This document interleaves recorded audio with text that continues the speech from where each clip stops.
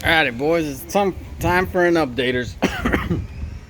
I was just being curious, looking under the hood. I'm like, wait, man, I haven't.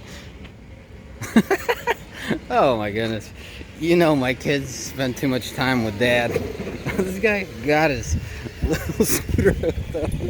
Dave, you're wild, man. Nah, dude, wrap it up. Rachel's wheeling on the dually. Rachel just asked me if she could have that truck and if I could buy David another truck so they could go cruising together.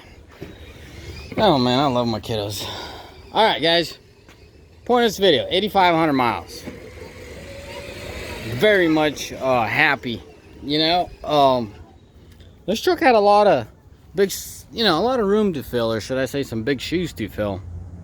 My Ford Gen 14 was a very nice truck. I was very happy with it, and I made it very clear the only reason I am buying another truck because they put in another engine in there. It's not all the fancy schmancy sheet metal stuff, which I made it very clear that it's not just sheet metal, but let's stay focused as far as this truck goes.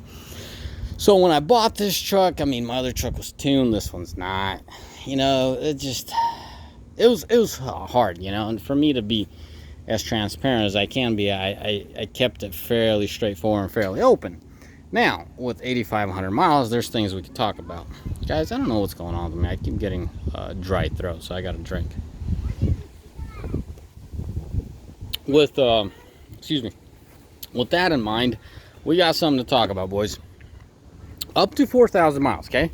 This truck, up to 4,000 miles, on average Paul's gooseneck load scenario, okay? 36-foot flatbed gooseneck, all day, 9 miles to the gallon. Sometimes dip into 8, sometimes barely round off 10s, okay? That's where I hung out, so I'll just stamp her at 9. Well, that's barely any better than a Ford. Ford average is what, 8, 8.5? A little bit of disappointment, this is a Cummins, yada yada, chitty tatty. At 4,000 miles, the fuel mileage goes, woo, and all you naysayers saying, no, nonsense. I'm not the only one. I just talked to my buddy a week ago. I'm like, hey, Ruben, yeah, I think his name, I still don't know. I just call him the Slavic way, Ruben. Anyway, so that's his name. I'm like, hey, how you like your truck? He's like, good, and prior to that conversation that took a month ago, we talked about our trucks and how horrible gas mileage it was. But now, a week ago, we both mentioned the same thing. After 4,000, this thing goes up. This truck just gets much better gas mileage, and it's weird because I thought it was just my truck, but same thing with him. When I was talking to him, I had 8,300 and he had 7,900 miles, so we're really close in mileage. And what he does for a living, just so you guys know, pulls a 2-car trailer, sometimes 3-car wedge, but anyways. So he works his truck, I work my truck, same exact result. So all you owners that complain about gas mileage, something's going to hit about 4,000 miles. You'll get much better gas mileage. Quite don't know what it quite is. Obvious thing is something's breaking in. I'm saying the engine, and all you naysayers are going to say, no, it's not the engine. No, it's probably the engine. But anywho's, let me give you a complete tour. My typical, regular, true supporters. Y'all notice I tinted this thing. I mean, I tinted the piss out of it. To be quite honest, you can't see a whole lot. You really can't see a whole lot. It's not 5%, but it ain't far off. What did I do here? Yeah, I'll put you on hold. My little baby needs some help.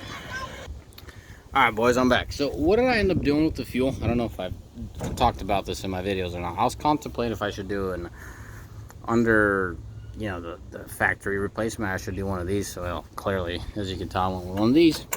This is all a toolbox, and this is a fuel. So, I got my basic necessities in there. It's a little bit of a mess, but it's a toolbox. Get over it, guys.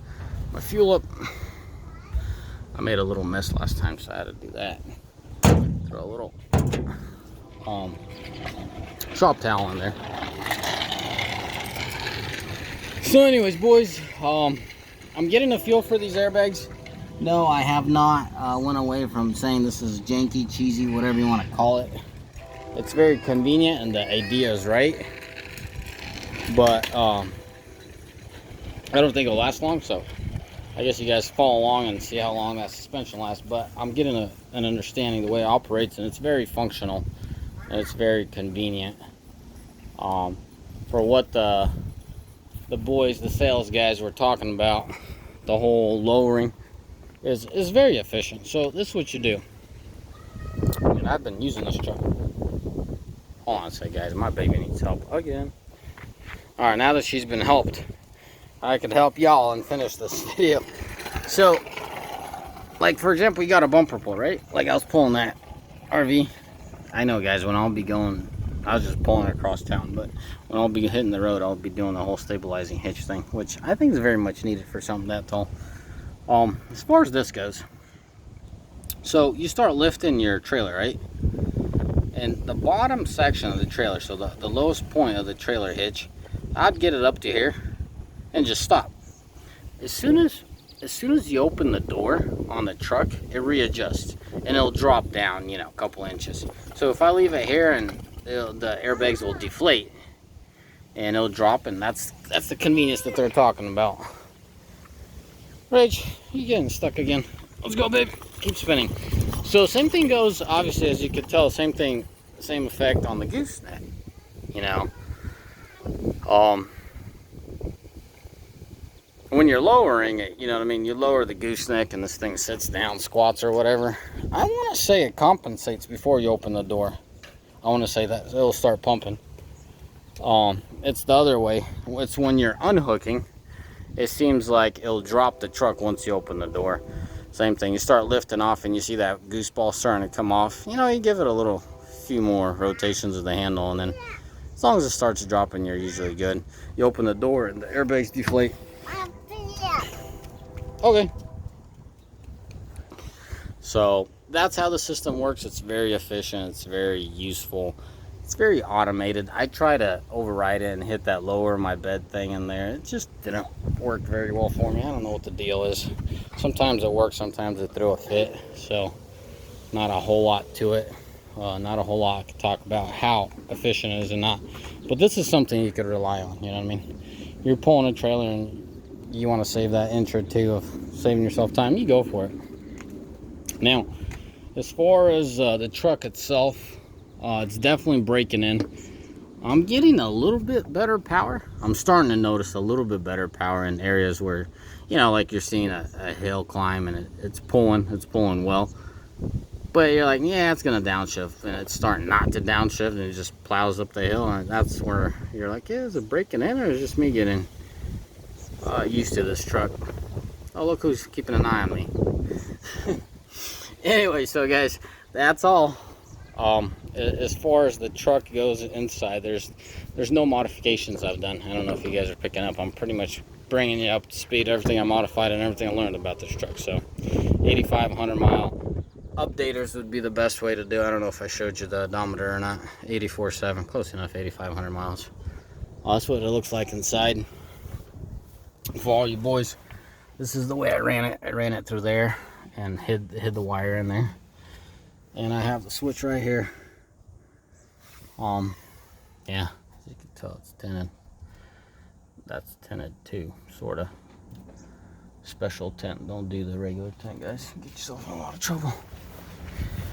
Yeah, as far as interior, if y'all curious the way I got my truck set up, same thing as my Ford Gen. I always got gloves. If I don't have gloves, I don't have to go far.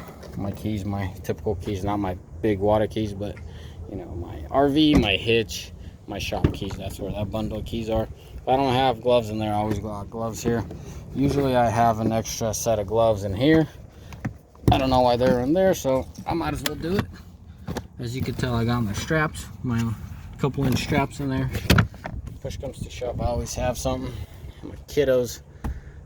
This truck means a lot to me because it's my family hauler. It's, you know, on the street they say this is what brings the bacon. You know, a little bit of brains and hard work, and with a good friend like this in my industry, you make a decent living. You'll be happy. Yeah, as long as you work with the right people. I don't know if I'll ever share my struggles and what really caused all my struggles, but you know, just make sure you got the right crew. I'll tell you right now, I got a solid crew right now. Thank God for them, and God bless. And any of my boys watching my videos, I love you all and thank you for your hard work. Something I need to underline here. Something I noticed yesterday. This thing started peeling, so a little bit too much friction there. I think I'm just going to take a knife and cut it off. I pulled them back. Here, I'll show you. I don't know if the video is gonna pick up on it. See, there's a zip tie. Hopefully you guys saw it. I don't want to get on my back. That's all the modification I've done. Seems like that side has been affected. This side seems not to be bad. As you can tell, there's a notch that comes in around here. I cut it off with a knife, and it looks like, I mean, it touches this, but nothing too bad. Yes, I run the blue Donaldson filters, dual bypass, not a single. Very good filters. And for you guys wondering the oil change, I'm gonna do a separate video just so it's a nice, neat, quick little video for guys curious about doing oil changes. It's the same thing as a 4th gen. Nothing different. Capacity same, filters the same, tools are the same. So yeah, guys, that's the short gist of it. What I've done on my truck, not a whole lot, but a world of difference, man. For what I do, tint and extra fuel capacity is key here. So yeah, as always, may the Lord bless you. May y'all have a mighty fine day. As always, God bless you. Bye. Well, hold on a second. That's not going to work very well. Let me close this hood. One last view. Goodbye.